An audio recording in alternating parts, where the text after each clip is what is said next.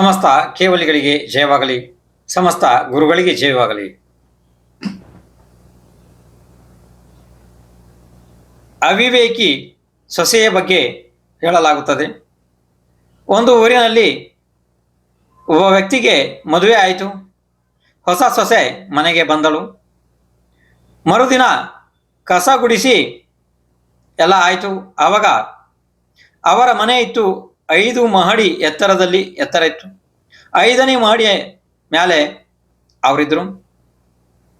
ಅವಾಗ ಅತ್ತೆ ಹೇಳಿದ್ಲು ಸೊಸೆಗೆ, ಸೊಸೆ ಈ ಕಸವನ್ನು ತಗೊಂಡೋಗಿ ಕೆಳಗಡೆ ಹಾಕು, ಆದರೆ ರಸ್ತೆಯಲ್ಲಿ ಯಾರು ಮನುಷ್ಯರು ಇದ್ದರೆ ನೋಡಿ ಹಾಕಬೇಕು, ಗೊತ್ತಾಯ್ತಲ್ಲ ಅಂತ ಹೇಳಿ ಆ ಕಸವನ್ನು ಸೊಸೆಗೆ ಚೆಲ್ಲೋದಿಕ್ಕೆ ಕೊಟ್ಲು. ಸೊಸೆ ಮಹಡಿಯ ಮೇಲೆ ಹೋಗಿ ಅಲ್ಲಿಂದ ಕೆಳಗಡೆ ನೋಡ್ತಾ ಇದ್ದಾಳೆ.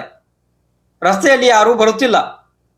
ಹಾಗೆ ಆಗ್ತಾ ಆಗ್ತಾ ಒಂದು 20 ನಿಮಿಷ ಸಮಯ ಹೋಯಿತು.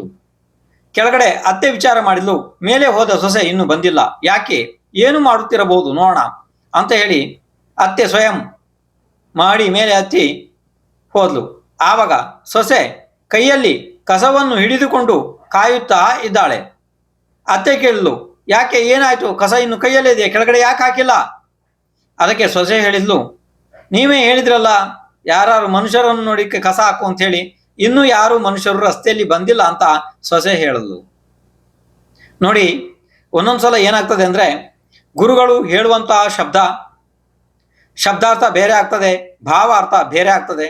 ಅಕಸ್ಮಾತ್ ನಾವು ಕೇವಲ ಶಬ್ದಾರ್ಥವನ್ನು ತಿಳ್ಕೊಂಡು ಹೋದರೆ, ಭಾವಾರ್ಥವನ್ನು ತಿಳಿಯದೆ ಹೋದರೆ ಇಂಥ ಪರಿಸ್ಥಿತಿ ನಮಗೂ ನಿಮಗೂ ಪ್ರತ್ಯೇಕ ಒಂದು ಹೆಜ್ಜೆಯಲ್ಲಿ, ಪ್ರತಿ ಹೆಜ್ಜೆಯಲ್ಲೂ ಕೂಡ ನಿಮಗೆ ಇದು ಆಗುತ್ತದೆ.